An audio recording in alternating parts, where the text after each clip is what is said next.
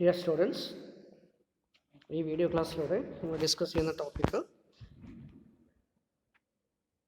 Dividend പോളിസിയുമായി ബന്ധപ്പെട്ട് dividend തിയറീസിൽ വരുന്ന relevance തിയറിയെക്കുറിച്ച് നമ്മൾ കഴിഞ്ഞ ക്ലാസ്സിൽ നോക്കിയിരുന്നു. ഇപ്പോൾ ഇവിടെ ഇറലവൻസ് തിയറി, ഇറലവൻസ് കോൺസെപ്റ്റ് അല്ലെങ്കിൽ തിയറി ഓഫ് ഇറലവൻസ്. അപ്പോൾ എന്താണ് ഈ തിയറി ഓഫ് ഇറലവൻസ് അല്ലെങ്കിൽ ഇറലവൻസ് ഡിവിഡൻഡ് തിയറി എന്താണ്? അതിന് വേറൊരു പേരൂടെ പറയും, റെസിഡ്യുവൽ അപ്രോച്ച് എന്നൂടെ പറയും. ക്ലിയർ? പ്രോഫിറ്റിൽ നിന്നും ഒരു കമ്പനി ഉണ്ടാക്കുന്ന പ്രോഫിറ്റ്, അതിൽ നിന്നും ഒരു കമ്പനിക്ക് ഫ്യൂച്ചറിൽ വേണ്ട എമൗണ്ട് എത്രയാണോ അത്രയും എമൗണ്ട് മൈനസ് ചെയ്ത ശേഷം, so what ever may be the residue, ആ എമൗണ്ടാണ് ഡിവിഡൻ്റായിട്ട് കൊടുക്കുക സാധാരണ. അതുകൊണ്ടാണ് ഇതിനെ റെസിഡ്യുവൽ അപ്രോച്ച് എന്ന് പറയുന്നത്. Okay, so this approach is called as residual approach because dividend അല്ലെങ്കിൽ റീറ്റെയിൻഡ് ഏർണിങ്സ് എന്നൊക്കെ പറയുന്നത് ക്ലിയർ ഏതോ ഒരു ആവശ്യം അല്ലെങ്കിൽ ഫേമിൻ്റെ future need, clear investment opportunity, profitable ആയിട്ടുള്ള investment opportunity within the firm, ഇങ്ങനെയുള്ള കാര്യങ്ങൾക്കെല്ലാം പൈസ കഴിച്ച് ബാക്കി ഉണ്ടെങ്കിൽ ഡിവിഡൻ്റായിട്ട് കൊടുക്കും. അങ്ങനെ ഒരു പർപ്പസ് അല്ലെങ്കിൽ മുഴുവൻ പൈസയും ഡിവിഡൻ്റായിട്ട് കൊടുക്കും. ഏതെങ്കിലും ഒരു പർപ്പസിന് വേണ്ടി പൈസ ആവശ്യമുണ്ടെങ്കിൽ മുഴുവൻ റീറ്റെയിൻ ചെയ്യും. കുറച്ച് പൈസ ആവശ്യം മതിയെങ്കിൽ കുറച്ച് നമ്മൾ എന്ത് ചെയ്യുന്നു, ഡിവിഡൻ്റാക്കി വയ്ക്കുന്നു. ക്ലിയർ? അപ്പം അതുകൊണ്ട് ഇതിനെ റെസിഡ്യുവൽ ബേസിസിലാണ് ഇത് തീരുമാനിക്കപ്പെടുന്നത് എന്നുകൊണ്ട് റെസിഡ്യുവൽ അപ്രോച്ച് എന്നാണ് പറയുന്നത്. ക്ലിയർ? അതുപോലെ ഇവിടെ എന്ത് ചെയ്യുന്നു, ഫേമിൻ്റെ വാല്യുവേഷനെ, ഇക്വിറ്റി ഷെയർ ഹോൾഡേഴ്സിൻ്റെ വെൽത്തിനെ, അതല്ലെങ്കിൽ ഇക്വിറ്റി ഷെയർസിൻ്റെ മാർക്കറ്റ് പ്രൈസിനെ ഒന്നും ഡിവിഡൻറ്റിൻ്റെ ഡിസിഷൻ ബാധിക്കില്ല എന്നാണ് ഈ തിയറിസ്റ്റുകൾ പറയുന്നത്. ക്ലിയർ? ഈ തിയറിയിൽ പറയുന്നത് അല്ലെങ്കിൽ ഈ അപ്രോച്ചിൽ പറയുന്നത്. എന്തുകൊണ്ടാണെന്ന് ചോദിച്ചു കഴിഞ്ഞാൽ ഇതൊരു ഫിനാൻസിങ് ഡിസിഷൻ്റെ ഭാഗം മാത്രമാണ്. അല്ലേ? എത്ര ഡിവിഡൻഡ് പ്രോഫിറ്റ് ഉണ്ടാക്കിയ ശേഷം ആ പ്രോഫിറ്റിനെ റീറ്റെയിൻ ചെയ്യണോ ഡിവിഡൻഡ് കൊടുക്കണോ എന്നൊക്കെ തീരുമാനിക്കുന്നത് ഒരു പാർട്ട് ഓഫ് ഫിനാൻസിങ് ഡിസിഷൻ പോലെയാണ്. അല്ലാതെ എന്തല്ല, ഇത് വളരെയധികം ശ്രദ്ധിക്കേണ്ട ഒരു കാര്യമൊന്നുമല്ല എന്ന് എന്ത് പറയുന്നു, ഈ അപ്രോച്ചിലുള്ള ആൾക്കാർ പറയുന്നു. അപ്പം അതുകൊണ്ട് തന്നെ ഒരു കമ്പനി പ്രോഫിറ്റ് ഉണ്ടാക്കുന്നുണ്ടോ, പ്രോഫിറ്റബിലിറ്റി ഉണ്ടോ, റേറ്റ് ഓഫ് റിട്ടേൺ എത്രയായിരിക്കും, അങ്ങനെയുള്ള കാര്യങ്ങളെ വാല്യുവേഷന് വേണ്ടി എടുക്കാറുള്ളൂ. അല്ലാതെ ആ കിട്ടിയിരിക്കുന്ന പ്രോഫിറ്റിനെ സ്പ്ലിറ്റിംഗ് ബിറ്റ്വീൻ റീറ്റേൺ ഏർണിങ്സ് അല്ലെങ്കിൽ ഡിവിഡൻഡ് അത് ഇമ്മെറ്റീരിയൽ ആണ്, ഇറലവൻ്റ് ആണ്, അതുകൊണ്ട് ഫേമിൻ്റെ വാല്യൂവിനെ അഫക്റ്റ് ചെയ്യില്ല എന്നാണ് ഇത് പറയുന്നത്. So according to this theory, dividend decisions have no effect on the wealth of the shareholders or the market price of the shares, and therefore it is irrelevant so far the valuation of the firm is concerned. Clear? അതുകൊണ്ട് ഈ theory എന്ത് ചെയ്യുന്നു, regards dividend decision nearly as A part of the financing decision. ഏതൊക്കെ sources of ക്യാപിറ്റലാണ് നമ്മൾ ക്യാപിറ്റലൈസേഷന് വേണ്ടി ഉപയോഗിക്കുന്നത്, capital structure form ചെയ്യാൻ വേണ്ടി ഉപയോഗിക്കുന്നത്, അതിൻ്റെ ഭാഗമായിട്ട് വരുന്ന ഒരു ഡിസിഷൻ മാത്രമാണ് ഡിവിഡൻഡ് കൊടുക്കുക എന്നുള്ളത്. അല്ലേ? ഡെപ്റ്റ് വാങ്ങിച്ച് നമ്മൾ ഇൻട്രസ്റ്റ് കൊടുക്കണം, അതുപോലെ പ്രിഫറൻസ് ഷെയർസ് വാങ്ങിച്ചു കഴിഞ്ഞാൽ പ്രിഫറൻസ് ഡിവിഡൻഡ് കൊടുക്കണം, അതുപോലെ ഇക്വിറ്റി ഷെയർ ആണ് ഇഷ്യൂ ചെയ്യുന്നതെങ്കിൽ ഇക്വിറ്റി കൊടുക്കണം. അപ്പോൾ ഒരു പാർട്ട് ഓഫ് ഫിനാൻസിങ് ഡിസിഷനായിട്ട് ഇതിനെ കാണുന്നു. Okay, so if company is requiring certain fund, they will retain the fund. If company is not required some of the fund to make investment in future, then it will be distributed as dividend. Okay, അപ്പോൾ ആ രീതിയിൽ മാത്രമാണ് ഇത് എടുക്കുന്നത്. Thus decisions to pay dividend or to retain earnings may be taken as a residual decision. Clear? അതുകൊണ്ട് ഇത് residual ഡിസിഷനായിട്ടാണ് എടുക്കുക. Clear? Dividend കൊടുക്കണമെങ്കിൽ ഇത്ര എമൗണ്ട് കൊടുക്കുന്നു, ബാക്കിയുള്ളതിനെ റിട്ടേൺ ചെയ്യുന്നു.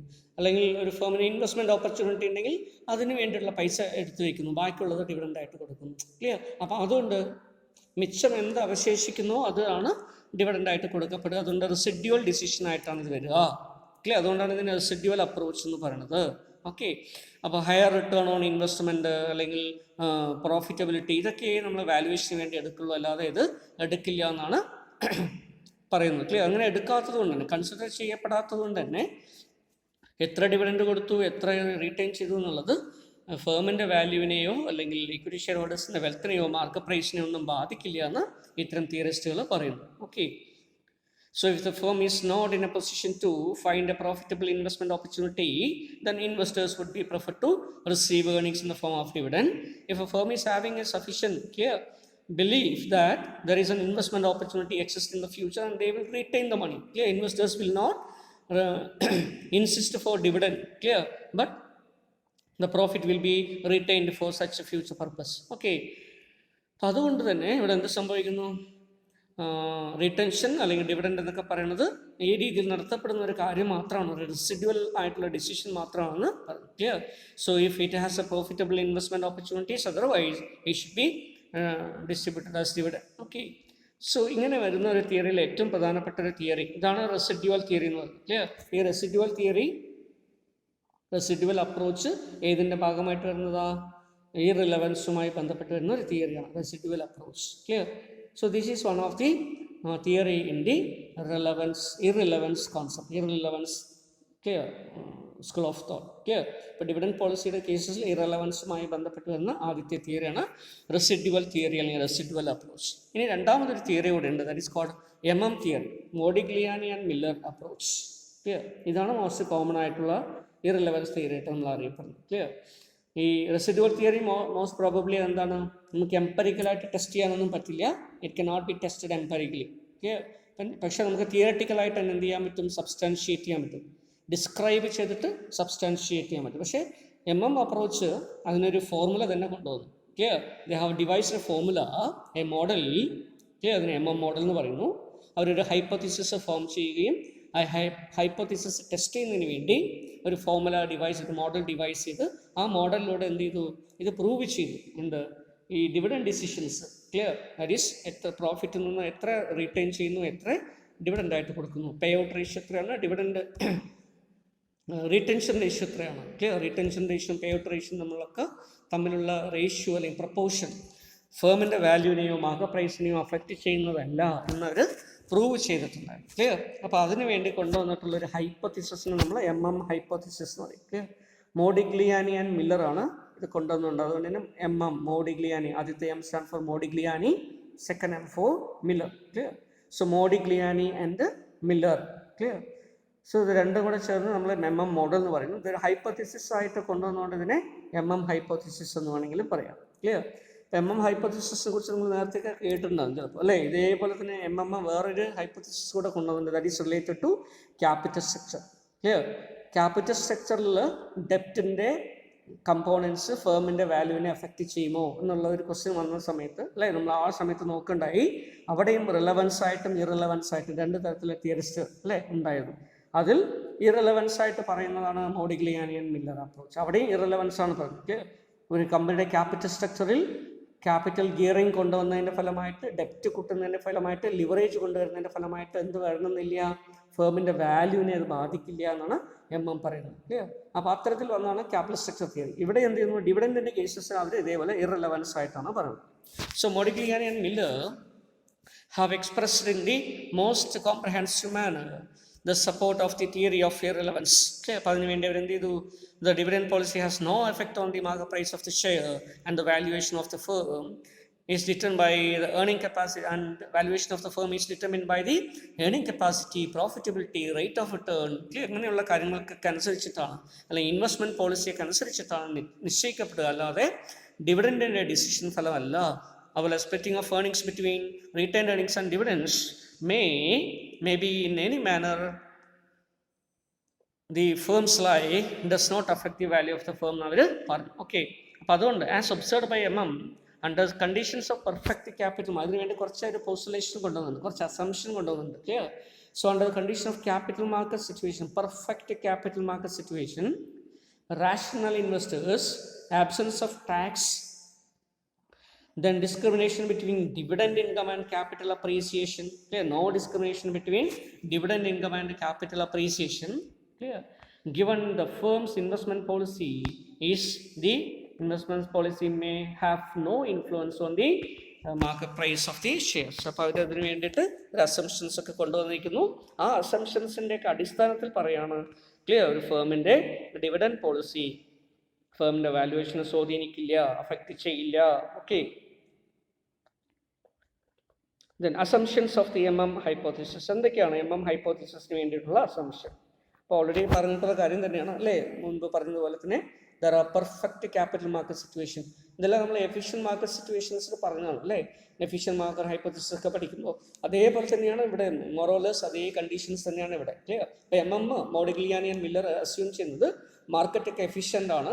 അങ്ങനെയാണെങ്കിൽ ഒരു പെർഫെക്റ്റ് ക്യാപിറ്റൽ മാർക്കറ്റ് ആയിരിക്കും ഉണ്ടാവുക. അവിടെ ഇൻവെസ്റ്റേഴ്സൊക്കെ റാഷണൽ ആയിരിക്കും.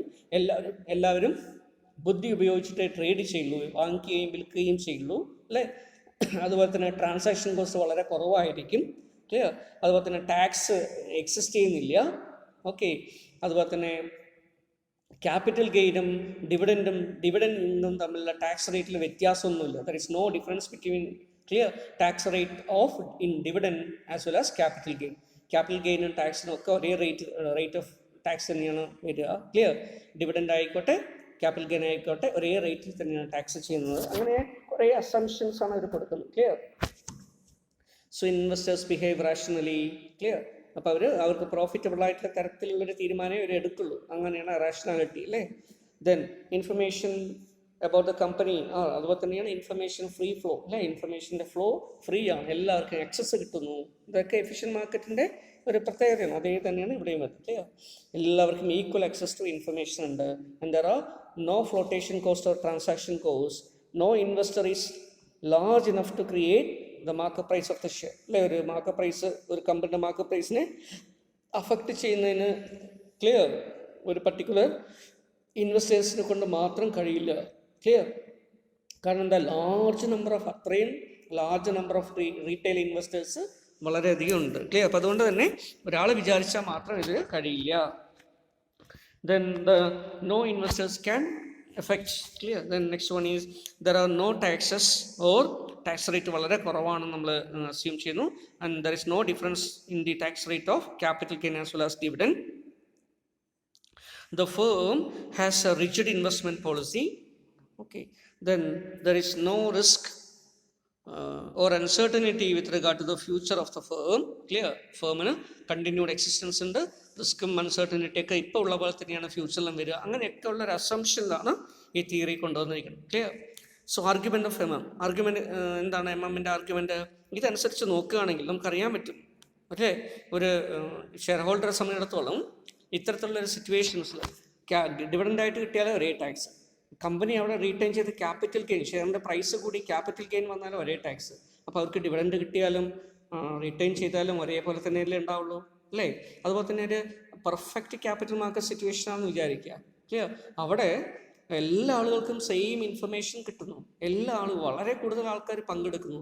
അവിടെ ഫോഴ്സസ് ഓഫ് ഡിമാൻഡും സപ്ലൈയും അല്ലേ, അങ്ങനെയുള്ള കാര്യങ്ങളും കമ്പനിയുടെ പ്രോഫിറ്റബിലിറ്റിയും കമ്പനിയുടെ പ്രോസ്പെക്റ്റും അങ്ങനെയുള്ള കാര്യങ്ങളൊക്കെ ആയിരിക്കും ഡിസൈസീവ് ആവുക. അല്ലാതെ എന്തല്ല എത്ര ഡിവിഡൻഡ് കൊടുത്തു എത്ര റീറ്റെയിൻ ചെയ്തു എന്നല്ല. കാരണം എന്താ, in A perfect capital market situation ഒരു കമ്പനിക്ക് മാത്രം എക്സ്ട്രാ റിട്ടേൺ ഉണ്ടാക്കിയെടുക്കാൻ പറ്റില്ല അല്ലേ. നമ്മൾ നേരത്തെ പറഞ്ഞു അല്ലേ. ഹൈലി എഫിഷ്യൻ്റ് ആയിട്ടുള്ള ഒരു മാർക്കറ്റ് സിറ്റുവേഷൻ ആണെങ്കിൽ no company can beat the market. Clear. No investor can beat the market. Clear. മാർക്കറ്റിനെ ബീറ്റ് ചെയ്യാൻ പറ്റില്ല. കാരണം എല്ലാവർക്കും ഒരേ തരത്തിലായിരിക്കും rate of return more or less. Clear. അതുകൊണ്ട് ഒരു കമ്പനി അവിടെ ഇൻവെസ്റ്റ് ചെയ്ത് കഴിഞ്ഞാൽ റീറ്റെയിൻ ഏർണിങ്സ് വെച്ചിട്ട് അവിടെ ഇൻവെസ്റ്റ് ചെയ്ത് കഴിഞ്ഞാൽ കൂടുതൽ കിട്ടി, R is greater than K, അങ്ങനെയൊക്കെ വരാനുള്ള സാധ്യത കുറവാണ്. എന്താ കാരണം, എല്ലാവർക്കും ഒരേ തരത്തിലായിരിക്കും കോസ്റ്റ് ഓഫ് ക്യാപിറ്റൽ. എല്ലാ കമ്പനികൾക്കും മോർ ഓർ ലെസ് ഒരേ തരത്തിലായിരിക്കും ഏർണിങ്സ്. ഏർണിങ്സിൽ വ്യത്യാസം എങ്ങനെയാണ് വരിക? കമ്പനി എഫിഷ്യൻ്റ് ആകുമ്പോൾ. കമ്പനിയുടെ മാനേജ്മെൻറ്റ് കുറച്ചുകൂടെ എഫിഷ്യൻ്റ് ആകുമ്പോൾ, അവർക്ക് പുതിയ പ്രോഗ്രാംസോ പ്രോസസ്സോ ടെക്നോളജിയൊക്കെ ഉണ്ടാകുമ്പോൾ, അല്ലെങ്കിൽ മറ്റു തരത്തിലുള്ള ഇന്നോവേഷൻസ് ഉണ്ടാകുമ്പോൾ, അതുകൊണ്ട് അങ്ങനെയുള്ള മാറ്റേഴ്സ് ആയിരിക്കും വിലയിരുത്തപ്പെടുക. അല്ലാതെ ഡിവിഡൻഡ് എത്ര കൊടുക്കുന്നു അതല്ല, അല്ലെങ്കിൽ റീറ്റൻഷൻ എത്ര ചെയ്യുന്നു എന്നുള്ളതല്ല എന്നാണ് ഇവർ പറയുന്നത്. Clear. So M in support of their hypothesis argues that whatever increase in the value of the firm result from the payment of a dividend will be exactly offset by decline in the market price of the share because of external financing, and there will be no change in the total wealth of the shareholders. ഇനി ഇപ്പോൾ ഒരു company അവർക്ക് ആവശ്യമായിട്ടുള്ള പൈസ investment ചെയ്യാൻ വേണ്ടിയിട്ട് പൈസ ആവശ്യമുണ്ട്. അത് റീറ്റെയിൻ ഏർണിങ്സിലൂടെ ഉപയോഗിക്കാതെ പുറമേ നിന്ന് കടം എടുക്കാമെന്ന് വിചാരിക്കുക. മുഴുവൻ പൈസയും കിട്ടിയ ലാഭം മുഴുവൻ ഇൻവെസ്റ്റേഴ്സിന് ഡിവിഡൻ്റ് ആയിട്ട് കൊടുത്തു. എന്നിട്ട് പുറമേ നിന്ന് പൈസ കടം എടുത്തിട്ടോ അല്ലെങ്കിൽ പുറമെ എക്സ്റ്റേണൽ സോഴ്സ് ഓഫ് ഫിനാൻസ് ഉപയോഗിച്ചിട്ടാണ് അവരുടെ ഇൻവെസ്റ്റ്മെൻറ്റ് ഓപ്പർച്യൂണിറ്റി അവർ ചെയ്യുന്നത് വിചാരിക്കുക. അങ്ങനെയാണെങ്കിൽ അവിടെ എന്ത് ചെയ്യേണ്ടി വരും? ഇൻവെസ്റ്റ്മെൻറ്റ് ഓപ്പർച്യൂണിറ്റിക്ക് വേണ്ടി നമ്മൾ ഒന്നുകിൽ ഷെയറോ ഡിബഞ്ചറോ ഇഷ്യൂ ചെയ്യണം. ഷെയർ ആണ് ഇഷ്യൂ ചെയ്യുന്നതെങ്കിൽ നമ്പർ ഓഫ് ഷെയർസ് കൂടും. നമ്പർ ഓഫ് ഷെയർസ് കൂടുന്നതിനനുസരിച്ച് എന്ത് ചെയ്യുന്നു, ഏർണിങ്സ് പെർ ഷെയർ കുറയും. ഏർണിങ്സ് പെർ ഷെയർ കുറയുമ്പോൾ ultimately that will reduce the market price of the share. മാർക്കറ്റിൽ ഷെയറിൻ്റെ പ്രൈസ് കുറയാനിടയാക്കും. ക്ലിയർ? അപ്പോൾ ഡിവിഡൻ്റായിട്ട് ഷെയർ ഹോൾഡേഴ്സിൻ്റെ കയ്യിൽ പൈസ കിട്ടി, പക്ഷേ market price of the share will decrease. അപ്പോൾ രണ്ടും കൂടെ ഓഫ്സെറ്റ് ചെയ്ത് പോകുന്നതാണ് പറയുന്നത്. ക്ലിയർ? അതുപോലെ തന്നെ ഇനിയിപ്പോൾ ഡിവിഡൻഡ് കൊടുക്കാതെ വെച്ചു എന്ന് വിചാരിക്കുക. ഇൻവെസ്റ്റ്മെൻറ്റ് ഓപ്പർച്യൂണിറ്റിക്ക് അവിടെ ബിസിനസ്സിന് വേണ്ടി എന്ത് ചെയ്തു, ഇൻവെസ്റ്റ്മെൻറ്റ് ഓപ്പർച്യൂണിറ്റി ഉണ്ട്, അതുകൊണ്ട് ഡിവിഡൻഡ് കൊടുക്കാതെ മുഴുവൻ റിട്ടേൺ ചെയ്ത് മുഴുവൻ പൈസ ഇൻവെസ്റ്റ്മെൻ്റ് ആയിട്ട് ഉപയോഗിച്ചു. അപ്പോഴും എന്ത് ചെയ്യുന്നു, ഫേമിൻ്റെ പ്രോഫിറ്റബിലിറ്റി കൂടും, അല്ലേ? മാർക്കറ്റ് പ്രൈസ് ചെറുതായിട്ടൊന്ന് ഇൻക്രീസ് വരും. ആ ഇൻക്രീസ് വരുന്നതനുസരിച്ച് ഷെയർ ഹോൾഡേഴ്സിന് ക്യാപിറ്റൽ ഗെയിൻ കിട്ടും. ക്ലിയർ? അപ്പോൾ ഇവിടെ കയ്യിൽ കിട്ടുന്ന പൈസ ഡിവിഡൻഡ് കിട്ടുന്നില്ല എന്നുള്ളൂ, പക്ഷേ ക്യാപിറ്റൽ ഗെയിനിൻ്റെ ഫോമിൽ അവർക്ക് റിട്ടേൺ കിട്ടും. ഇത് ഇങ്ങനെ ഒരു ഓഫ്സെറ്റിംഗ് മെക്കാനിസം ഡിവിഡൻഡിൻ്റെ കേസസിലും ക്യാപിറ്റൽ ഗെയിൻ്റെ കേസസിലും വരാം എന്നുള്ളത് കൊണ്ട്, ഷെയർ പ്രൈസസ് അതിനനുസരിച്ച് മാറും എന്നുള്ളത് കൊണ്ട് എന്ത് ചെയ്യുന്നു, ഇത് ഇങ്ങനെയുള്ളൊരു കേസാണ് അവിടെ പറയുന്നത്. Clear? So in the total wealth of the share holders will not change. Share ഹോൾഡേഴ്സിൻ്റെ വെൽത്ത് എന്ത് ചെയ്യുന്നില്ല, ചേഞ്ച് ചെയ്യുന്നില്ല. ഡിവിഡൻ്റായിട്ട് കിട്ടുന്ന സമയത്ത് അവരെന്ത് ചെയ്യും, കിട്ടിയ ഡിവിഡൻഡ് വീണ്ടും റീഇൻവെസ്റ്റ് ചെയ്യും. അപ്പോഴും വെൽത്ത് ഈക്വലായിട്ട് നിൽക്കും. ഡിവിഡൻ്റായിട്ട് കൊടുക്കുന്നില്ല എങ്കിൽ ക്യാപിറ്റൽ, അല്ലേ, അവർ റീറ്റെയിൻ ചെയ്തു, കമ്പനി റീറ്റെയിൻ ചെയ്തു എങ്കിൽ ആ റീറ്റെയിൻ ചെയ്ത പ്രോഫിറ്റ് കമ്പനിയിൽ ഇൻവെസ്റ്റ് ചെയ്യപ്പെടും. അവിടെ നിന്ന് വീണ്ടും പ്രോഫിറ്റ് ഉണ്ടാവും. അപ്പം മാർക്കറ്റിലെ ഷെയറിൻ്റെ പ്രൈസ് അത്ര ആ പ്രപ്പോർഷനേറ്റ് ആയിട്ട് കൂടും. ആ കൂടുന്ന പൈസ വീണ്ടും ഇക്വിറ്റി ഹോൾഡേഴ്സിൻ്റെ വെൽത്തായിട്ട് വരും. ക്ലിയർ? അപ്പോൾ രണ്ട് കേസസിലും തുല്യമായിരിക്കും എന്നാണ് പറയുന്നത്. ക്ലിയർ? അപ്പോൾ ഡിവിഡൻ്റായിട്ട് കൊടുക്കുമ്പോൾ ഷെയർ ഹോൾഡേഴ്സിന് ഡിവിഡൻഡ് കിട്ടുന്നു. ആ കിട്ടുന്ന പൈസ മാർക്കറ്റിൽ വീണ്ടും ഒരു റീഇൻവെസ്റ്റ്മെൻറ്റ് ചെയ്യും. അപ്പോഴും ഷെയർ ഹോൾഡേഴ്സിൻ്റെ വെൽത്തിൽ ഇൻക്രീസ് വരും. സെക്കൻഡ് കേസസിൽ ഡിവിഡൻ്റായിട്ട് കൊടുക്കാത്ത സിറ്റുവേഷൻസിൽ കമ്പനി തന്നെ റിറ്റെയിൻ ചെയ്യുന്ന സമയത്ത് കമ്പനി പ്രോഫിറ്റ് ഉണ്ടാക്കും. ആ ഉണ്ടാക്കുന്ന പ്രോഫിറ്റിൽ നിന്ന് എന്ത് ചെയ്യുന്നു, ഷെയറിൻ്റെ പ്രൈസസ്, അല്ലേ, വർദ്ധിക്കാനുള്ളത് ഇടയാക്കും. കുറഞ്ഞ നേരത്തെ ഉണ്ടായിരുന്ന ലാഭത്തെക്കാളും കൂടുതൽ ലാഭം കിട്ടുന്നുണ്ട്, അല്ലേ, ഏർണിങ്സ് പെർ ഷെയർ കൂടും, EPS കൂടുന്നതിൻ്റെ ഫലമായിട്ട് കമ്പനിയുടെ ഷെയറിൻ്റെ മാർക്കറ്റ് പ്രൈസ് കൂടും.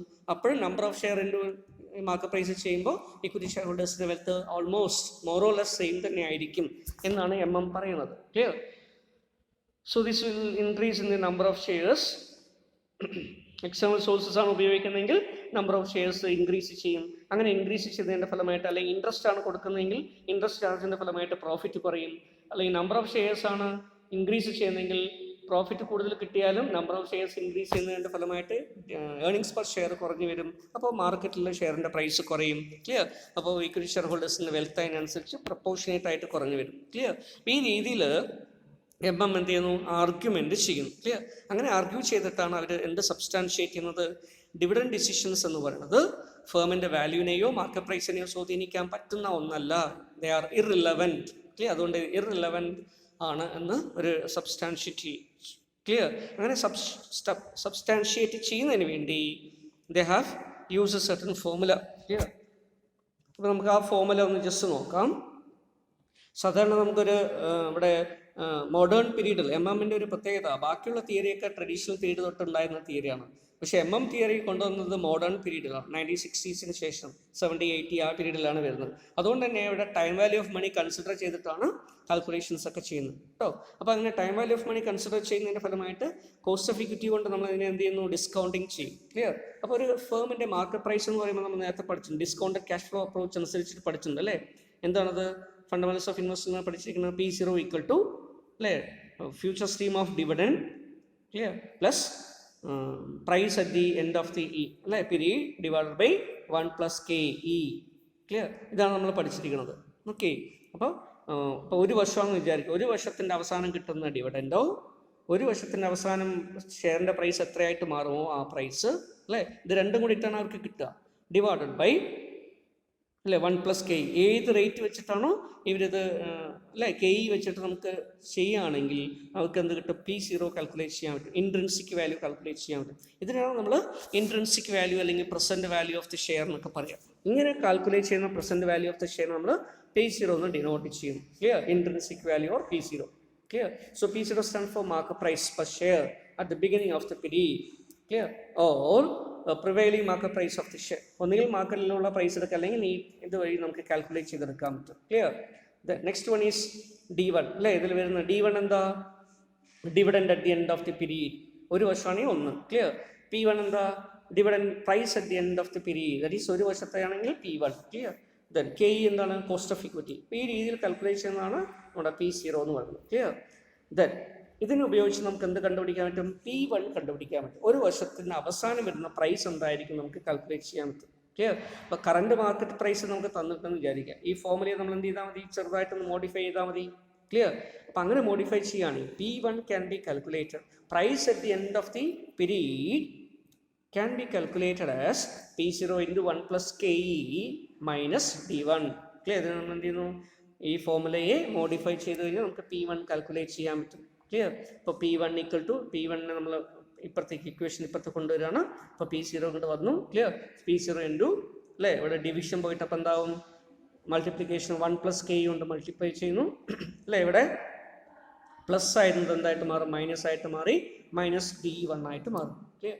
അപ്പോൾ ഇതാണ് കൊണ്ടുവന്നിരിക്കുന്ന പ്രൈസ് കാൽക്കുലേറ്റ് ചെയ്യാനുള്ള formula, clear. That is P1 = P0 × 1 + KE minus D1. Okay. The hypothesis can be explained in another form also, presuming that investments required by the firm on account of the payment of dividends is financed out of the new issue of the equity shares. അതുപോലെ തന്നെ ഇതിനെ വേറെ രീതിയിൽ നമുക്ക് എങ്ങനെ explain ചെയ്യാം? Can be explained in the another form also by presuming that investments required in the firm on account of the payment of dividend. അല്ലേ, ഒരു കമ്പനി ഡിവിഡൻഡ് കൊടുത്തു എന്ന് വിചാരിക്കുക. അപ്പോൾ നമുക്ക് ഇൻവെസ്റ്റ്മെൻറ്റിന് ഇവിടെ നമ്മുടെ കമ്പനിക്ക് ആവശ്യമായിട്ടുള്ള പൈസയ്ക്ക് വേണ്ടി എന്ത് ചെയ്യേണ്ടി വരും? അതിനാണ് നമ്മൾ ഇൻവെസ്റ്റ്മെൻറ്റ് എന്ന് പറയാം, clear. Future money required for future purpose. ആ പൈസ നമ്മൾ ബോറോ ചെയ്യേണ്ടി വരും, പുറമേ നിന്നും ബോറോ ചെയ്യേണ്ടി വരും, clear. So financed out of new issue of shares. അപ്പോൾ പുതിയ ഇഷ്യൂ ഓഫ് ഷെയർസാണ് നമ്മൾ ചെയ്യുന്നത് വിചാരിക്കുക. അപ്പോൾ എന്ത് ചെയ്യുന്നു? ഷെയർസിൻ്റെ എണ്ണം കൂടും, ഷെയർ ക്യാപിറ്റലിൻ്റെ എണ്ണം കൂടും, clear. In such case the number of shares to be issued would be computed in the following cases, clear. Equation. അപ്പോൾ നമ്മൾ എന്ത് ചെയ്യുന്നു? അങ്ങനെയാണെങ്കിൽ പുതിയ എത്ര ഷെയർ ഇഷ്യൂ ചെയ്യണം എന്ന് കാൽക്കുലേറ്റ് ചെയ്യുന്നതിന് വേണ്ടി ഒരു ഫോർമുല അദ്ദേഹം പ്രൊവൈഡ് ചെയ്തിട്ടുണ്ട്. ദാറ്റ് ഈസ് അതിനെ നമ്മൾ M എന്നാണ് പറയുക. M stands for number of shares to be issued, clear. Number of new shares to be issued, അങ്ങനെ വേണമെങ്കിൽ പറയാം. Number of new shares to be issued, clear. So M = I into E minus N into D1, clear, divided by P1, clear. ഇതാണ് അദ്ദേഹം കൊണ്ടുവന്ന formula. ഇനി ഇതിൻ്റെ notation നോക്കിയാൽ നമുക്ക് മനസ്സിലാക്കാം, clear. What is the notation? M stands for the number of new shares to be issued. I stands for investment required. അപ്പോൾ E എന്തായിരിക്കും? Earnings of the company, earnings. ഇപ്പോൾ പെർ ഷെയർ ആണെങ്കിൽ earnings per share എന്ന് പറയും, അല്ലെങ്കിൽ earnings എന്ന് പറയാം. N എന്ന് പറഞ്ഞാൽ എന്താണ്? ഓൾറെഡി ഉള്ള share, number of existing shares outstanding, number of shares outstanding at present, clear. D1 എന്താണ്? എത്ര ഡിവിഡൻഡ് ആണോ കൊടുക്കുന്നത്, അല്ലേ. D1 dividend per share, DPS എന്ന് പറയുന്നത്, DPS. എന്താ? അപ്പോൾ N × D1 ടോട്ടൽ ഡിവിഡൻഡ് കിട്ടും, ക്ലിയർ. ഇപ്പോൾ 1,00,000 ഷെയർ നമുക്ക് ഇപ്പം ഉണ്ടെന്ന് വിചാരിക്കുക. 1,00,000 ഷെയർ × 10 രൂപയാണ് ഡിവിഡൻഡ് കൊടുക്കുന്നതെങ്കിൽ നമ്മൾ എന്ത് ചെയ്യണം? 10,00,000 രൂപ മാറ്റി വെക്കണം, ഡിവിഡൻഡ് ആയിട്ട് കൊടുക്കണം, അല്ലേ. അപ്പോൾ അതുകൊണ്ടാണ് N number of outstanding shares at present into D1 DPS, dividend per share. അപ്പോൾ നമുക്ക് ടോട്ടൽ ഡിവിഡൻഡ് കിട്ടും. ഏർണിങ്സ് നിന്ന് ഡിവിഡൻഡ് കുറച്ച് കഴിഞ്ഞാൽ ബാക്കിയുള്ള പൈസക്കാണെന്ന് പറയുക റീടെൻഷൻ, അല്ലേ, റീറ്റെയിൻഡ് ഏർണിങ്സ് എന്ന് പറയും. അപ്പോൾ നമുക്ക് ഇതിൻ്റെ ഡിഫറൻസ് എന്ന് പറയുന്നത് എന്തായിരിക്കും? ഈ മൈനസ്, അല്ലേ, ഈ ബ്രാക്കറ്റിൽ കൊടുത്തിരിക്കുന്ന ഇതിൻ്റെ ഇതെന്താണ്? റീറ്റെയിൻഡ് ഏർണിങ്സ് ആയിരിക്കും കിട്ടുക. എത്ര എമൗണ്ട് നമ്മൾ റീറ്റെയിൻ ചെയ്തു, ക്ലിയർ. ഇൻറ്റു റിട്ടേൺഡ് ഏർണിങ്സ് നമ്മൾ ചെയ്ത് കഴിഞ്ഞാൽ ഇൻറ്റു I, അല്ലേ. ഐയുമായി ബന്ധപ്പെടുത്തി നമ്മൾ അതിന് എന്ത് ചെയ്യുന്നു? ഇൻവെസ്റ്റ്മെൻറ്റ് എത്ര രൂപ നമുക്ക് വേണ്ടി വരും നമ്മൾ നോക്കും, ക്ലിയർ. Then NP. അതുപോലെ തന്നെയാണ് അടുത്തത് വാല്യൂ ഓഫ് ദ ഫേം. ഒരു ഫേമിൻ്റെ വാല്യൂ കാൽക്കുലേറ്റ് ചെയ്യാൻ വേണ്ടി കൊണ്ടുവന്നിരിക്കുന്ന വാല്യുവേഷൻ ഇതാണ്, മോഡൽ ഇതാണ്. അതിൻ്റെ ഫോർമുലയാണ് ഇവിടെ കൊടുത്തിരിക്കുന്നത് അടുത്തത്, clear. What is a formula used by NPO means value of the firm. അങ്ങനെ എഴുതിയാലും മതി, വാല്യൂ ഓഫ് ദ ഫേം. അല്ലെങ്കിൽ NPO number of shares into P0. ഒരു ഷെയറിൻ്റെ വാല്യൂവിനെ, മാർക്കറ്റ് വാല്യൂവിനെ നമ്പർ ഓഫ് ഷെയർസ് കൊണ്ട് മൾട്ടിപ്ലൈ ചെയ്ത് കഴിഞ്ഞാൽ വാല്യൂ കിട്ടും. അതാണ് NPO, കേട്ടോ. അതുകൊണ്ടാണ് വാല്യൂ ഓഫ് ദ ഫേം എന്നുകൊണ്ട് പറയുന്നത്. Is equal to N + M bracket close into P1 minus I minus E divided by 1 + KE, clear. അപ്പോൾ കോസ്റ്റ് ഓഫ് ക്യാപിറ്റൽ കൊണ്ട് ഇവിടെ എന്ത് ചെയ്യണം? കോസ്റ്റ് ഓഫ് ഇക്വിറ്റി കൊണ്ട് ഡിസ്കൗണ്ടിങ് ചെയ്യണം, Clear? Then E stands for total earnings. P1 means market price at the end of the first year. Clear? അല്ലെങ്കിൽ ആ പീരീഡിൻ്റെ അവസാനം കിട്ടുന്ന market price. K cost of equity capital. N is the number of share outstanding at the beginning. Clear? Then D1 stands for the dividend per share. Dividend to be paid at the end of the period. Expected dividend at the end of the period. Clear? That is D1. NPO stands for value of the firm. അപ്പോൾ നമുക്ക് ഇത് formula വെച്ചിട്ടൊന്ന് just നോക്കാം, ഒരു problem നോക്കുന്ന സമയത്ത് മനസ്സിലാക്കാൻ കഴിയും. ക്ലിയർ? എങ്ങനെയാണ് ഇതിൻ്റെ ഇത് വരുന്നത്. Okay, so ABC limited belongs to a risk class for which an appropriate capitalization rate is 10%. ഒരു കമ്പനിയുടെ കോസ്റ്റ് ഓഫ് ഇക്വിറ്റി 10%. ക്യാപിറ്റലൈസേഷൻ റേറ്റിനോ റിക്വയർഡ് റേറ്റിനോ കട്ട് ഓഫ് റേറ്റ് എന്നൊക്കെ പറഞ്ഞ എന്താണ് കോസ്റ്റ് ഓഫ് ഇക്വിറ്റി ആയിട്ട് എടുക്കണം, അല്ലേ? കോസ്റ്റ് ഓഫ് ക്യാപിറ്റൽ ആയിട്ട് എടുക്കണം. So it currently has outstanding 5,000 shares. 5000 share ആണ് N. അപ്പോൾ എന്നിൻ്റെ എമൗണ്ട് തന്നിട്ടുണ്ട്. ഷെയർ എമൗണ്ട് അല്ല, number of shares. Selling at ₹100 each. ഇപ്പോഴത്തെ കറണ്ട് മാർക്കറ്റ് പ്രൈസ് തന്നിട്ടുണ്ട് P0. Okay, 100. Okay, the firm is contemplating a declaration of dividend at ₹6 per share. 6 രൂപ വെച്ചിട്ട് ഒരു ഷെയറിന് 6 രൂപ വെച്ചിട്ട് ഡിവിഡൻഡ് കൊടുക്കാൻ വേണ്ടി ഒരു തീരുമാനിച്ചിട്ടുണ്ട് at the end of the current financial year. The company is expected to have a net income of ₹50,000. കമ്പനിയുടെ നെറ്റ് ഇൻകം എത്രയാണ്? 50,000 രൂപയുടെ profit. Net income stand for profit after tax, net income. And has a proposal to make the new investment of ₹1 lakh. പക്ഷെ അവർക്ക് 1 ലക്ഷം രൂപയുടെ new ഇൻവെസ്റ്റ്മെൻറ്റും വേണം. Clear? 50,000 രൂപയുടെ profit ഉണ്ടാക്കും, പക്ഷേ കമ്പനിക്ക് എന്ത് ചെയ്യുന്നുണ്ട്? 1 ലക്ഷം രൂപയുടെ ഇൻവെസ്റ്റ്മെൻറ്റ് ഫ്യൂച്ചറിൽ വേണം.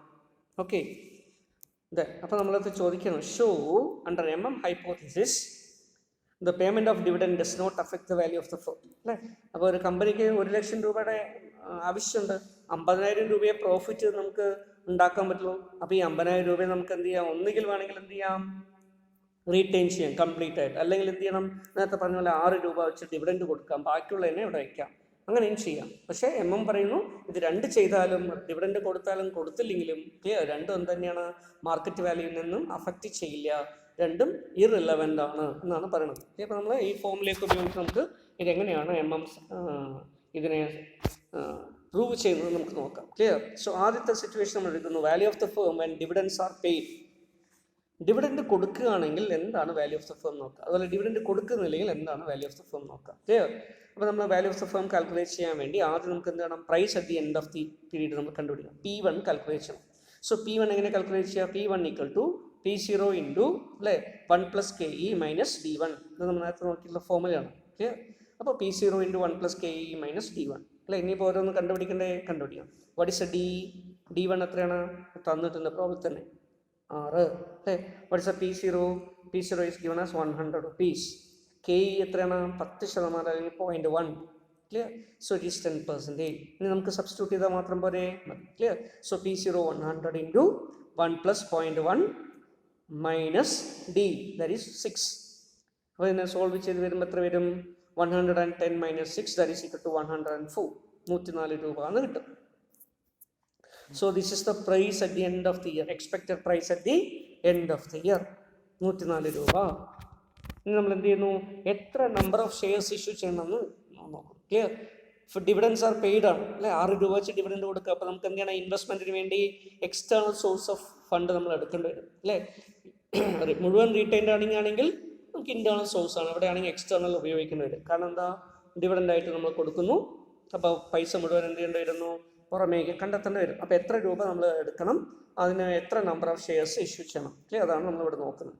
So M, number of new shares to be issued, = I minus, നേരത്തെ ഫോമിൽ നോക്കിയാൽ ചെറിയൊരു വ്യത്യാസമുണ്ട് കേട്ടോ.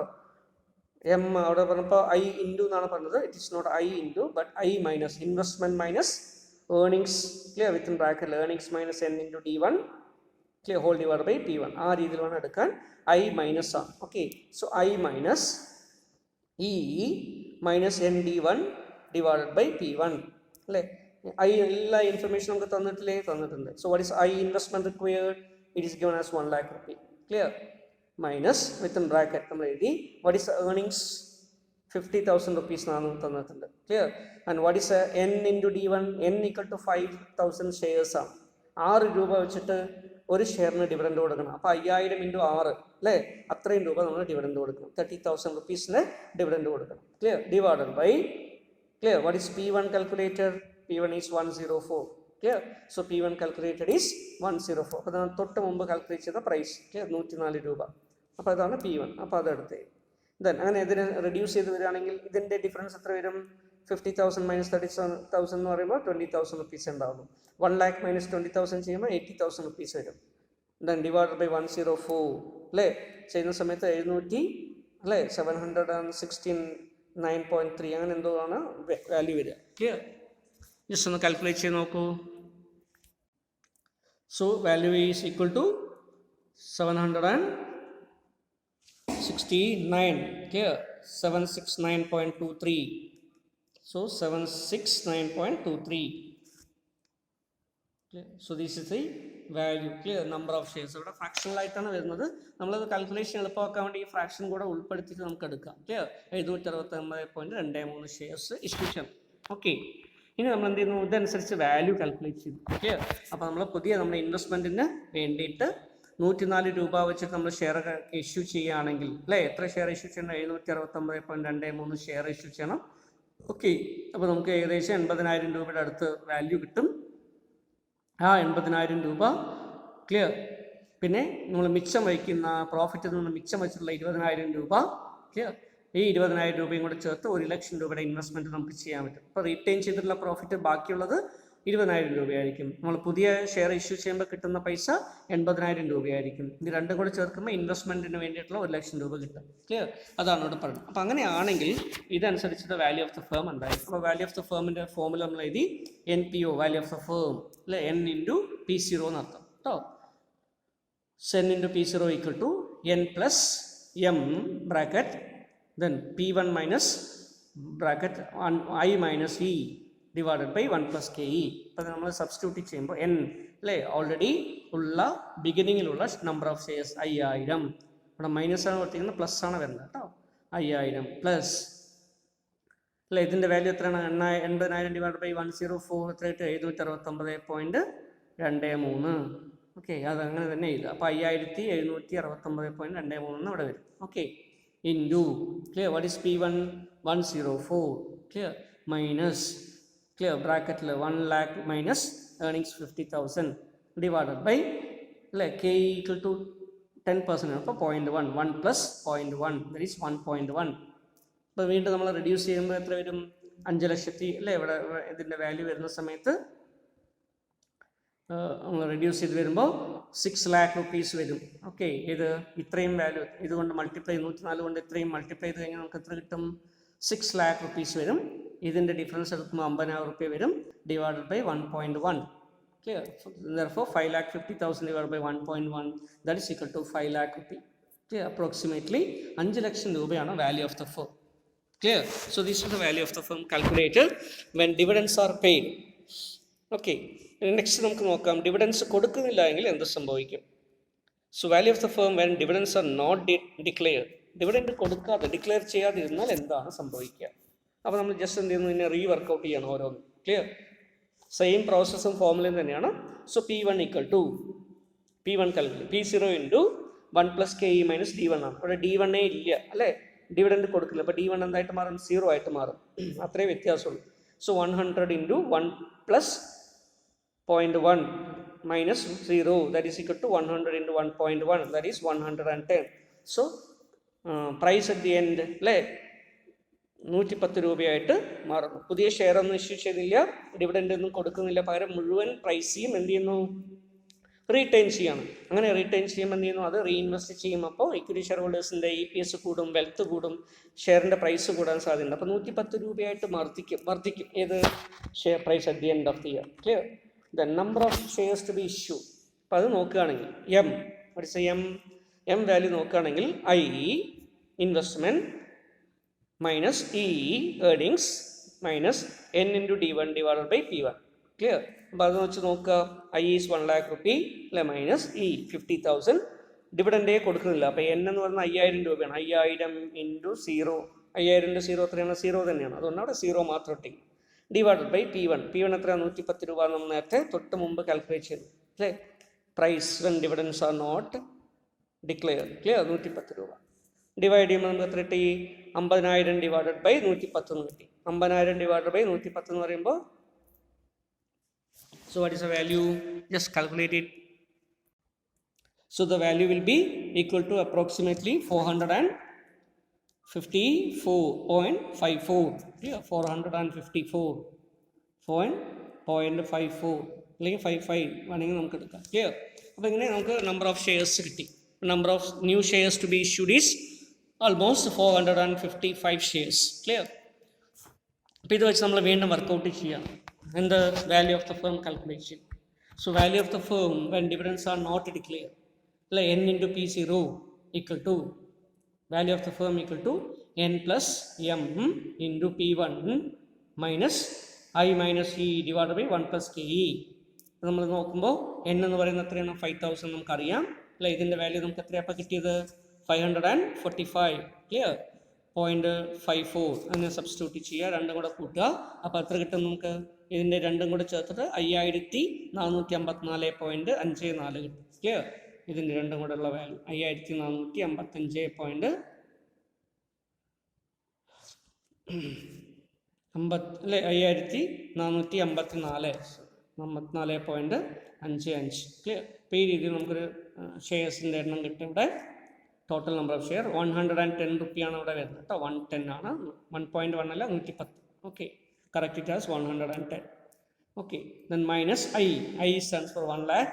ദെൻ നമ്മുടെ ഏർണിങ്സ് ഇ എന്ന് പറയുന്നത് എത്രയാണ്? 50,000 രൂപ divide by 1.1. Clear? 10% cost of equity. അപ്പോൾ 1 + 0.1, അപ്പോൾ 1.1 തന്നെ വരും. റെഡ്യൂസ് ചെയ്യുമ്പോൾ വീണ്ടും എന്ത് വരും? ഇത് 5,50,000. ക്ലിയർ? 6 ലക്ഷം രൂപ വരും. ഇതിൻ്റെ എല്ലാം കൂടെ വാല്യൂ 6 ലക്ഷം രൂപ വരും. അഗെയിൻ ഇതിൻ്റെ വാല്യൂ 50,000 രൂപ ഡിവൈഡ് ബൈ 1.1 ചെയ്യുന്ന സമയത്ത് 5,50,000 divide by 1.1, that is equal to 5 lakh തന്നെ കിട്ടും. ക്ലിയർ? സോ അപ്രോക്സിമേറ്റ്ലി 5 lakh തന്നെയാണ് വരിക, അല്ലേ. അപ്പോൾ ഡിവിഡൻഡ് കൊടുത്താലും value of the firm 5 lakh ആണ്, ഡിവിഡൻഡ് കൊടുക്കാതിരുന്നാലും value of the firm 5 lakh ആണ്, അല്ലേ. അപ്പം അങ്ങനെയാണെങ്കിൽ നമുക്ക് പറയുന്നത് എന്താ?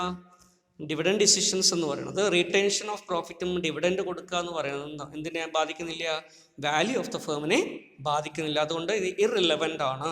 അതുകൊണ്ടാണ് ഈ തിയറിയെ ഇർറിലവൻസ് തിയറി എന്ന് പറയുന്നത്. ക്ലിയർ? അപ്പം ഇത്തരത്തിൽ ഇർറിലവൻസ് തിയറി കൊണ്ടുവന്നിട്ടുണ്ട്. That is called irrelevance theory. Okay, വേറൊരു ക്വസ്റ്റ്യൻ കൂടെ നമുക്ക് നോക്കാം. ഇല്ലുസ്ട്രേഷൻ. ഒരുപക്ഷെ നിങ്ങളടുത്ത് ഇങ്ങനെ ഒരു ക്വസ്റ്റ്യനൊക്കെ തന്ന് ഇതിൻ്റെ ചെക്ക് ചെയ്യാൻ വേണ്ടിയിട്ടൊന്നും ചിലപ്പോൾ പറയാം. തിയറി ക്വസ്റ്റ്യൻ ആയിട്ട് ചിലപ്പോൾ ചോദിക്കാം. ഡിവിഡൻഡ് തിയറീസ് ഏതൊക്കെയാണ്, റിലവൻസും ഇറലവൻസ് തിയറീസ് ഏതൊക്കെയാണ്. ക്ലിയർ? ഒരു എക്സാമ്പിൾ സഹിതം വേണമെങ്കിൽ കാണിക്കാനൊക്കെ പറയാം. നിങ്ങൾ അതിനെ സബ്സ്റ്റാൻഷിയേറ്റ് ചെയ്ത് ആൻസർ ചെയ്താൽ മതി. ക്ലിയർ? വളരെ കൂടുതൽ നമ്മൾ ചെയ്യേണ്ടതായിട്ട് നമുക്ക് ക്വസ്റ്റ്യൻ വരാനുള്ള സാധ്യത കുറവാണ്. എങ്കിലും ചിലപ്പോൾ ഇതിൽ തിയറിയെ ബേസ് ചെയ്തിട്ട് മാർക്ക് പ്രൈസ് കാൽക്കുലേറ്റ് ചെയ്യാനോ, ഓക്കെ, അതുപോലെ തന്നെ number of shares to be issued എത്രയാണെന്ന് കാൽക്കുലേറ്റ് ചെയ്യാനോ ഒക്കെ ചോദിക്കാം. അപ്പം അങ്ങനെ വരാവുന്ന കേസസുമായി ബന്ധപ്പെട്ടുള്ളതാണ് illustration number 2. Clear? So Expander Limited had 50,000 equity shares of 10 each outstanding on January 1. Clear? The number of shares and face value. Then the shares are currently being quoted in the markets in the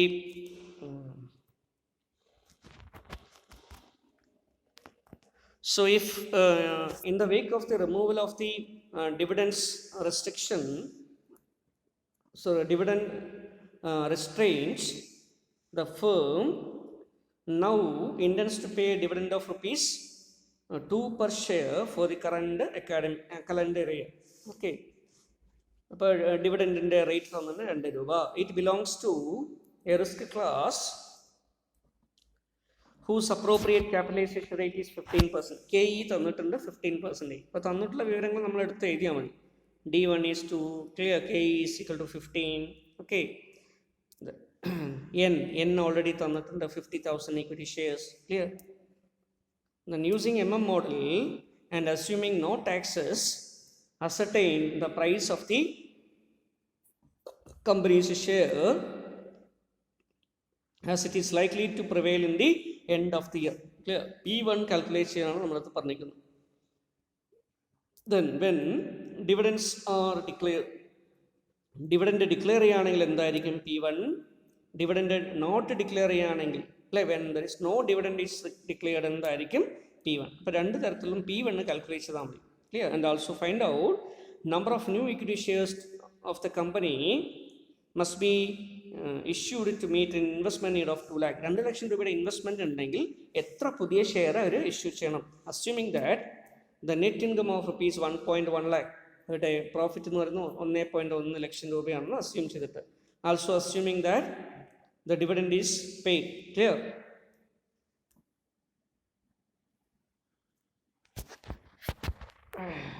dividend pay ചെയ്യുന്ന സമയത്ത് എത്ര shares ആണ് നമുക്ക് issue ചെയ്യേണ്ടി വരിക എന്ന് calculation. അപ്പോൾ ഇങ്ങനെ 3 കാര്യങ്ങളാണ് പറയുന്നത്. അപ്പോൾ നമുക്ക് നോക്കാം ഓരോന്ന്. So number 1 P1. So price at the end of the year when dividends are paid. Clear. Dividend കൊടുക്കുകയാണെങ്കിൽ പ്രൈസ് എന്തായിരിക്കും വരിക? ഡിവിഡൻഡ് എത്രയാ? സോ ഇതിൻ്റെ ഓരോ വാല്യൂ നമ്മൾ നോക്കുക. This is 2 rupee. Clear. What is P0 is given as 10 രൂപ അല്ലേ. 10 rupeeക്ക് സെയിൽ ചെയ്യുന്നു, വേറെ ഇൻഫർമേഷൻ ഒന്നും ഇല്ല. അപ്പോൾ അത്ര തന്നെയായിരിക്കും പ്രൈസ് P0. ക്ലിയർ. ഇത് K എത്രയാണ് തന്നിരിക്കുന്നത്? 15%. That is 0.15. ഇനി ഇതിനെ സബ്സ്റ്റിറ്റ്യൂട്ട് ചെയ്താൽ മാത്രം പോരെ? മതി. So 10 × 1 + 0.15 - 2, that is 11.5 - 2, that is equal to 9.5. 9 രൂപ 50 പൈസ. So this is the price at the end, likely price at the end of the period. P1 എന്ന് പറയുന്നത് ഡിവിഡൻഡ് ഡിക്ലെയർ ചെയ്യുകയാണെങ്കിൽ when dividends are paid, this is the price. ഇനി dividend not declared ആണെങ്കിൽ എന്തായിരിക്കും price അല്ലേ? അപ്പോൾ company എന്ത് ചെയ്യുന്നു?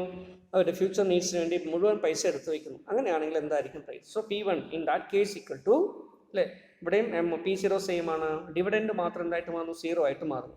ക്ലിയർ. ഡിവിഡൻഡ് നോട്ട് ഡിക്ലെയർഡ് ആയതുകൊണ്ട് 0 ആയിട്ട് മാറും. ബാക്കിയൊക്കെ നമ്മൾ ചെയ്യുമ്പോൾ എത്ര കിട്ടും?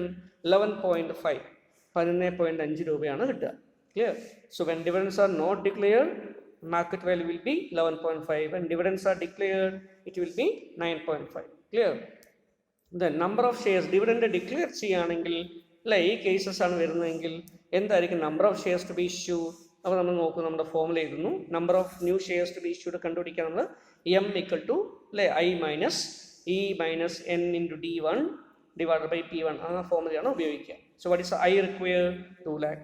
What is earnings? 1,10,000 rupees. What is N? 50,000. What is dividend? 2 rupee. Clear. അപ്പോൾ 50,000 ഷെയർസിന് 2 രൂപ വെച്ച് 1 ലക്ഷം രൂപയുടെ ഡിവിഡൻഡ് കൊടുക്കണം. നമുക്ക് 1,10,000 രൂപയെ പ്രോഫിറ്റ് ഉള്ളൂ. അപ്പോൾ ബാക്കി 10,000 രൂപ മാത്രമേ റീടെൻഷൻ ഇവിടെ കിട്ടുള്ളൂ. ക്ലിയർ. അപ്പോൾ 2 ലക്ഷത്തിന് 10,000 കുറിച്ച് കഴിഞ്ഞാൽ ബാക്കി എത്രയുണ്ട്? 1,90,000 rupees നമ്മൾ പുറമേ എക്സ്റ്റേണൽ സോഴ്സ് ഓഫ് ക്യാപിറ്റൽ എടുക്കണം. സോ 1,90,000 rupees / 9.5 അല്ലേ. വെൻ ഡിവിഡൻഡ് ഡിക്ലെയർ ചെയ്യണമെങ്കിൽ അതിൻ്റെ പ്രൈസ് എത്രയാണ്?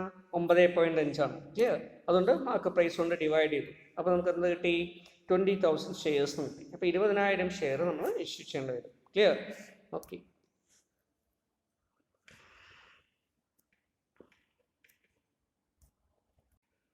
സോ ഇനിയിപ്പോൾ നിങ്ങൾ ഈ കേസിൽ തന്നെ value of the firm, total value of the firm calculate ചെയ്യുകയാണെങ്കിൽ വേണമെങ്കിൽ കാൽക്കുലേറ്റ് ചെയ്ത് നോക്കുക. 6,65,000 rupees എന്തോ നമുക്ക് വാല്യൂ ഓഫ് ദ ഫേം കിട്ടും. ക്ലിയർ. ഈ ഫസ്റ്റ് സിറ്റുവേഷനും കിട്ടും, സെക്കൻഡ് സിറ്റുവേഷനും കിട്ടും. ക്ലിയർ. അപ്പോൾ ആ രീതിയിൽ പറയുന്നത് ഡിവിഡൻഡ് ഡിക്ലെയർ ചെയ്താലും അതുപോലെ റിട്ടേൺ ചെയ്താലും ക്ലിയർ വാല്യൂ ഓഫ് ദ ഫേമിനെ ബാധിക്കുന്നതല്ല. അതുകൊണ്ട് ഇത് ഇറലവൻ്റ് ആണെന്ന് ഇതിലൂടെ സബ്സ്റ്റാൻഷിയേറ്റ് ചെയ്ത് അവർ പ്രൂവ് ചെയ്യുന്നു. ക്ലിയർ. അപ്പോൾ അതിനുവേണ്ടി ഡെവലപ്പ് ചെയ്തൊരു മോഡൽ ആയതുകൊണ്ടാണ് ഇതിനെ മോഡൽ എന്ന് പറയുന്നത്. ഓക്കെ. ഇറലവൻസ് ആയതുകൊണ്ട് ഇതിനെ ഇറലവൻസ് മോഡലായിട്ട് പറയുന്നു. ഇത് ഹൈപ്പോത്തിസിസ് ആയിട്ടാണ് കൊണ്ടുവന്നത്. അതുകൊണ്ട് ഹൈപ്പോത്തിസിസ് എന്നാണ് ഇത് പൊതുവെ അറിയപ്പെടുക. Okay. Then criticism against approach. അപ്രോച്ചിന് നേരെ കുറേയധികം ലിമിറ്റേഷൻസ് ഉള്ളതുകൊണ്ട് തന്നെ ഇതിനെ ക്രിറ്റിസൈസ് ചെയ്യുന്നുണ്ട് അല്ലേ. ലിമിറ്റേഷനൊക്കെ ഒബിയസ് ആണ്, നമുക്ക് അറിയാവുന്നതാണ് അല്ലേ. ആദ്യത്തെ ഒരു അസംഷൻ എന്താ? Perfect capital market situation assume ചെയ്യുന്നു. അത് തന്നെ ഉണ്ടോ? ഏത് ക്യാപിറ്റൽ മാർക്കറ്റ് നമുക്ക് ഉണ്ടാവില്ല അല്ലേ. നമ്മൾ എക്കണോമിക്സിലൊക്കെ പഠിച്ചല്ലോ, ഒരു പെർഫെക്റ്റ് കോമ്പറ്റീറ്റീവ് മാർക്കറ്റ് നമ്മൾ റിയൽ ആയിട്ട് എക്സിസ്റ്റ് ചെയ്യുന്നില്ല. അതുപോലെ തന്നെ ഒരു പെർഫെക്റ്റ് ക്യാപിറ്റൽ മാർക്കറ്റ്, എഫിഷ്യൻ്റ് ആയിട്ടുള്ള, കംപ്ലീറ്റ് എഫിഷ്യൻ്റ് ആയിട്ടുള്ള ഒരു ക്യാപിറ്റൽ മാർക്കറ്റ് സിറ്റുവേഷൻ നമുക്ക് കാണാൻ പറ്റില്ല. ക്ലിയർ. ചെറിയ തരത്തിലുള്ള ഇൻഎഫിഷ്യൻസീസ് ഒക്കെ മാർക്കറ്റിൽ ഉണ്ടാവും. അതുകൊണ്ട് ഇത് ഫെയിലർ ആവും എന്നാണ്, തിയററ്റിക്കൽ സെൻസ് മാത്രമേ ഇതിന് വാലിഡിറ്റി ഉള്ളൂ എന്നാണ് എല്ലാ ആൾക്കാരും പറയുന്നത്. Then information about the company is not available to all persons. നമ്മളിവിടെ എടുക്കുന്ന ഒരു അസംഷനാണ്, കമ്പനിയെ സംബന്ധിക്കുന്ന എല്ലാ ഇൻഫർമേഷൻ എല്ലാവർക്കും എല്ലാ സമയത്തും കിട്ടുന്നതാണ് അല്ലേ. Information in respect of the shares and company are freely available and equally accessible to all the investors. പക്ഷെ അങ്ങനെ സംഭവിക്കണമെന്നോ ഇല്ല. കുറച്ച് പേർക്ക് കമ്പനിയെ കുറിച്ചുള്ള കുറച്ച് ഇൻഫർമേഷൻ കിട്ടും, ചിലർക്ക് അത് കിട്ടില്ല. അപ്പം അങ്ങനെയൊക്കെയുള്ളൊരു ഡിസ്പാരിറ്റി വരാനുള്ള സാധ്യതയുണ്ട്. Then the firms have to know, the firm has to incur floating cost അല്ലേ, transaction കോസ്റ്റും ഫ്ലോട്ടിംഗ് കോസ്റ്റും ബ്രോക്കറേജും കമ്മീഷനും ഒക്കെ വരാൻ സാധ്യതയുണ്ട്. നോർമലി നമ്മൾ മാർക്കറ്റിൽ ട്രേഡ് ചെയ്യുമ്പോൾ വാങ്ങിക്കുകയും വിൽക്കുകയൊക്കെ ചെയ്യുമ്പോൾ. പക്ഷേ MM എന്ത് ചെയ്യുന്നു, അതില്ല എന്നുള്ള അസംഷനിലാണ് എടുക്കുന്നത്. അതും ഇതിൻ്റെ ഒരു ക്രിറ്റിസിസം ആയിട്ട് പറയാം. ടാക്സ് ഡു നോട്ട് എക്സിസ്റ്റ് എന്നാണ് പറയുന്നത്. അങ്ങനെ ഉണ്ടോ ഒരു സിറ്റുവേഷൻ? ടാക്സ് ഇല്ലാത്ത രാജ്യമുണ്ടോ? എല്ലാ രാജ്യത്തും ടാക്സ് ഉണ്ടാവും. അതുപോലെ തന്നെ ക്യാപിറ്റൽ ഗെയിനും ഡിവിഡൻഡിനും ഡിഫറെൻറ്റ് ടാക്സ് റേറ്റ്സ് ആണുള്ളത്. ഇന്ത്യയിൽ പോലും ഡിഫറെൻ്റ് ആണ്. Okay. Then firm do not follow a rigid investment policy. Clear? മിക്കവാറും കമ്പനികളൊക്കെ എന്ത് ചെയ്യുന്നു, റിജിഡ് ആയിട്ടുള്ള ഇൻവെസ്റ്റ്മെൻറ്റ് പോളിസീസ് ഫോളോ ചെയ്യാനുള്ള സാധ്യതയുണ്ട്. ക്ലിയർ? ദെൻ അല്ലേ, ഫ്ലെക്സിബിൾ ആയിരിക്കും അവിടെ ഇൻവെസ്റ്റ്മെൻറ്റ് പോളിസി, മിക്കവാറും ഫ്ലെക്സിബിൾ ആയിരിക്കും. ക്ലിയർ? അപ്പോൾ അതൊരു ലിമിറ്റേഷൻ ആയിട്ട് പറയാം. So firm do not follow a rigid investment policy, whereas MM assumes that investment policies are rigid. അത് മാറ്റാൻ പറ്റില്ല എന്നുള്ള രീതിയിലാണ് പറയുന്നത്. Then investors have to pay brokerage fee, commission etcetera, clear, while doing transaction. അത് എൻ്റെ ഒരു ലിമിറ്റേഷൻ ആയിട്ട് പറയാം. Shareholders may prefer to current income as compared to the future income. അല്ലേ, നമ്മൾ നേരത്തെ പറഞ്ഞല്ലേ, bird in the hand argument നമ്മൾ പറഞ്ഞു അല്ലേ. അതുപോലെ കറണ്ട് ഇൻകം കിട്ടുന്നതാണ് കൂടുതൽ ആൾക്കാരും പ്രിഫർ ചെയ്യുന്നത്. റിസ്ക് അവേഴ്സ് ആയിട്ടുള്ള ആൾക്കാർ മിക്കവാറും പ്രിഫർ ചെയ്യുക. അതുകൊണ്ട് തന്നെ കറണ്ട് ഇൻകം അല്ലെങ്കിൽ ഡിവിഡൻഡിന് കൂടുതൽ പ്രാധാന്യം നൽകുന്നു അല്ലേ, ക്യാപിറ്റൽ ഗെയിൻ അത്രത്തോളം പ്രാധാന്യം നൽകുന്നില്ല. So these are all some of the criticism leveled against the MM approach. Okay. So next we can see about some of the illustration clear given in the textbook. ഇത് പല തരത്തിലാണ്. MM-നോ അല്ലെങ്കിൽ അതൊന്നുമില്ല, Walters മോഡലോ അല്ലെങ്കിൽ അതൊക്കെ അതുപോലെ തന്നെ ഗോർഡൻസ് മോഡലോ ക്ലിയർ ഒക്കെ അനുസരിച്ച് നമുക്ക് ചെറിയ കാൽക്കുലേഷൻസ് വരുന്ന കുറച്ച് ക്വസ്റ്റ്യൻസ് ആണ്. അപ്പോൾ അത് നോക്കാം. Okay. So a company is expected to pay dividend of ₹6 per share.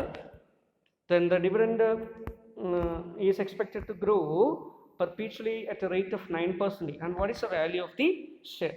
Clear?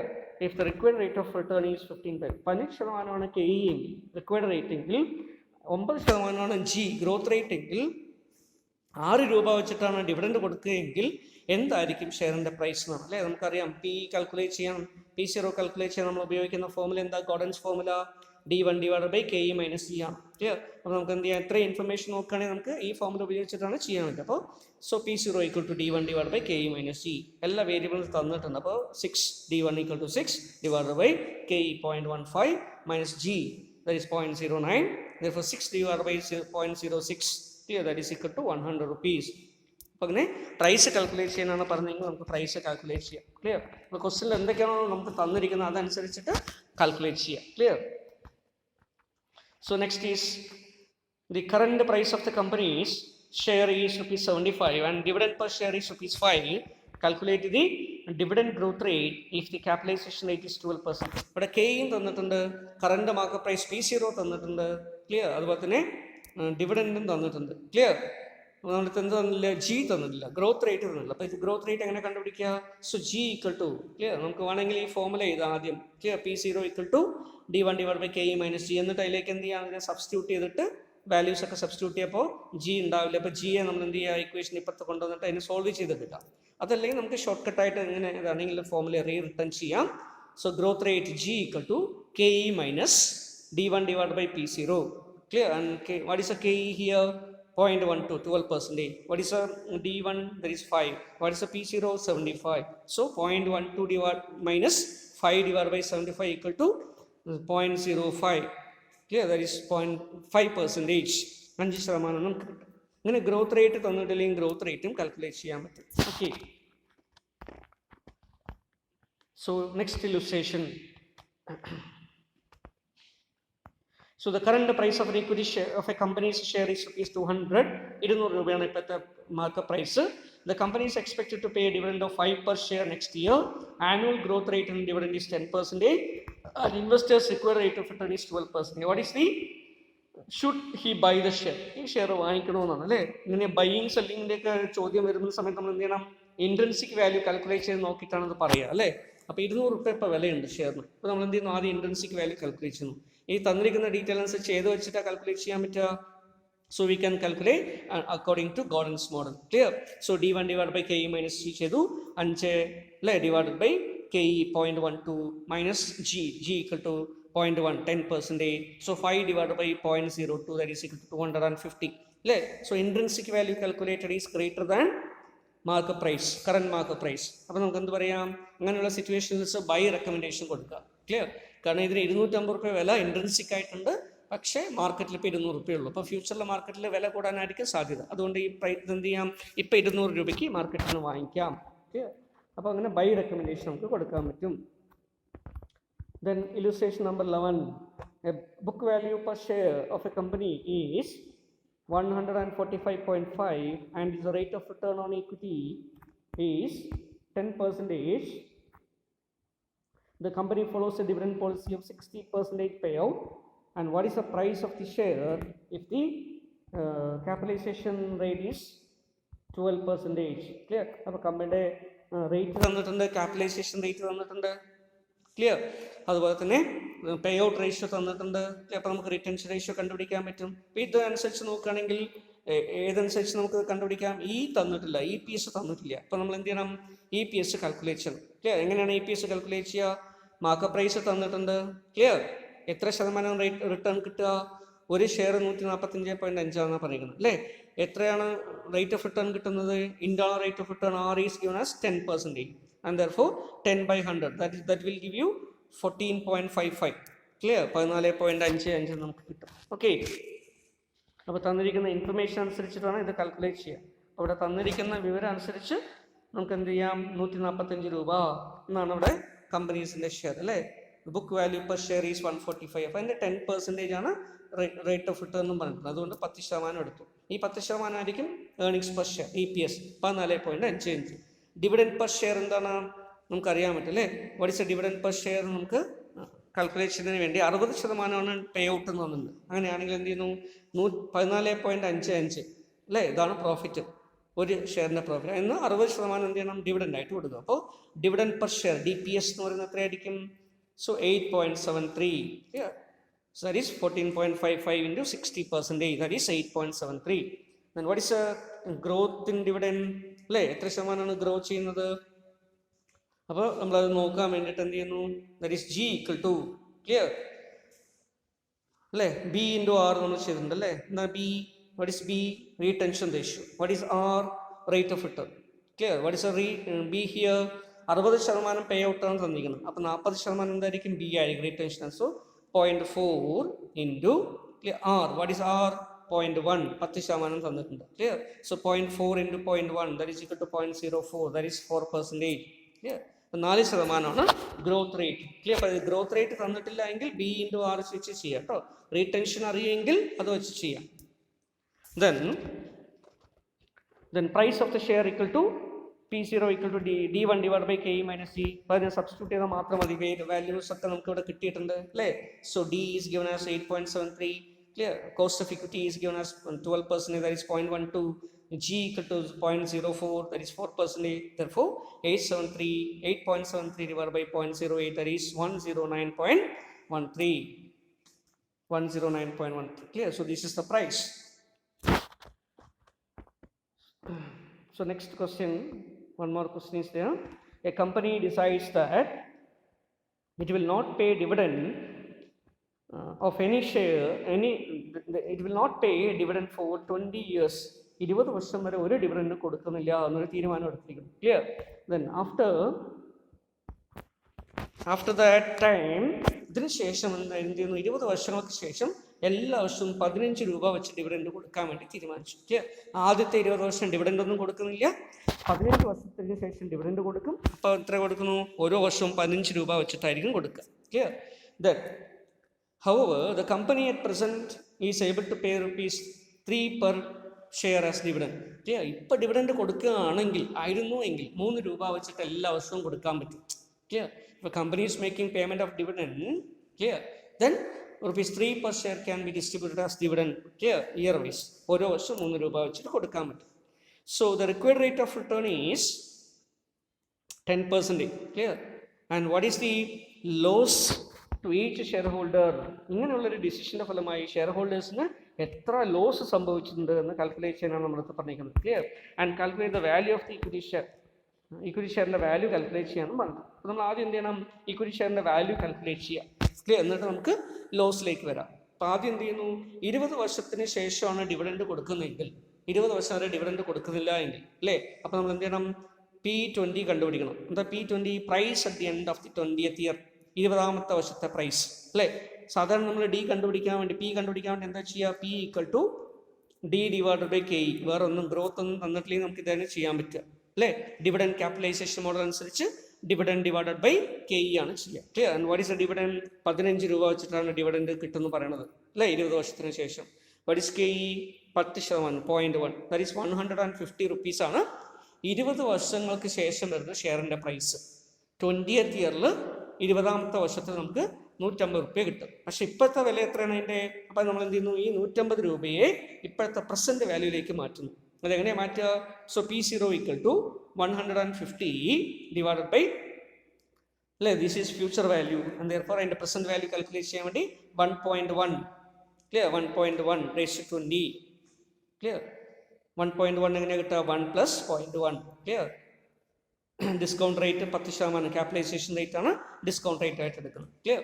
So 1.1 raised to 20, 20ാമത്തെ വർഷത്തിലാണ് നമുക്ക് ഈ എമൗണ്ട് കിട്ടുന്നത്. അതുകൊണ്ട് ഇതിനെ പ്രസന്റ് വാല്യൂയിലേക്ക് മാറ്റാൻ വേണ്ടി raised to 20 ചെയ്തത്. അപ്പോൾ 22 രൂപ 29 പൈസയാണ് നമുക്ക് ഇപ്പോഴത്തെ പ്രസന്റ് വാല്യൂ, ക്ലിയർ, 22.29 rupee. ഇനി കറൻ്റ്ലി 3 രൂപ വെച്ചിട്ടാണ് ഡിവിഡൻഡ് കൊടുക്കുന്നതെങ്കിൽ കമ്പനിയുടെ ഷെയറിൻ്റെ പ്രൈസ് എന്തായിരിക്കും? Therefore P0, if dividends are paid at the rate of 3 per share every year, അല്ലേ, എല്ലാ വർഷവും കൊടുക്കുകയാണെങ്കിൽ നമുക്ക് 3, അല്ലേ, D/KE ചെയ്യുകയാണെങ്കിൽ 3 രൂപ, D = 3 and KE = 0.1 and therefore 30 rupees, clear. അപ്പോൾ പ്രസൻ്റ്ലി ഇപ്പോൾ എത്ര വില ഉണ്ടാകുമായിരുന്നു? ഇതിന് 30 രൂപ ഷെയറിൻ്റെ വില ഉണ്ടാകുമായിരുന്നു. പക്ഷേ 20 വർഷം കഴിഞ്ഞിട്ട് ഡിവിഡൻഡ് കൊടുക്കുകയാണെങ്കിൽ ഇപ്പോഴത്തെ പ്രസൻറ്റ് വാല്യൂ എന്തായിരിക്കുമായിരുന്നു? 22 രൂപയായിരിക്കും. അതിൻ്റെ അർത്ഥം എന്താ? ഷെയർ ഹോൾഡേഴ്സിന് നഷ്ടം സംഭവിച്ചിരിക്കുന്നു, അല്ലേ. 30 രൂപ മൈനസ് 22.29, 7 രൂപ 71 പൈസയുടെ നഷ്ടം, അല്ലേ, ഒരു ഷെയറിന് അവർക്ക് സംഭവിക്കും. എങ്ങനെയാണെങ്കിൽ if a company is planning to give dividend only at the end of the 20th year, okay.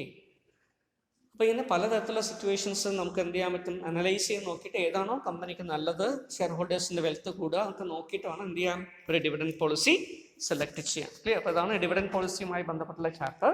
അപ്പോൾ ഇവിടെ നമ്മൾ റിലവൻസ് ആയിട്ടും ഇറലവൻസ് ആയിട്ടും 2 തരത്തിലുള്ള തിയറികൾ പഠിക്കുന്നു, ക്ലിയർ. ഈ തിയറികളുടെയൊക്കെ ഉദ്ദേശം ഒരു ഡിവിഡൻഡ് പോളിസി ഡിസിഷൻ എടുക്കുക എന്നുള്ളതാണ്. എന്താ ഈ ഡിവിഡൻഡ് പോളിസി ഡിസിഷൻ? കിട്ടുന്ന പ്രോഫിറ്റിൻ്റെ എത്ര ശതമാനം റീറ്റെയിൻ ചെയ്യണം, എത്ര ശതമാനം ഡിവിഡൻഡ് ആയിട്ട് കൊടുക്കണം, ക്ലിയർ.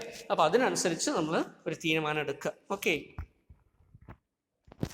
ഇപ്പോൾ വാല്യൂ ഓഫ് ദ ഫേമും അതുപോലെ ഷെയറിൻ്റെ പ്രൈസും ഷെയർ ഹോൾഡേഴ്സിൻ്റെ വെൽത്തും ഇങ്ങനെയുള്ള കൺസിഡറേഷനൊക്കെ എടുക്കണം, ഓക്കെ. സോ അതിന് വേണ്ടിയിട്ടാണ് there are certain models available, clear. So Walters model, Gordon's model, അതുപോലെ തന്നെ MM model, okay.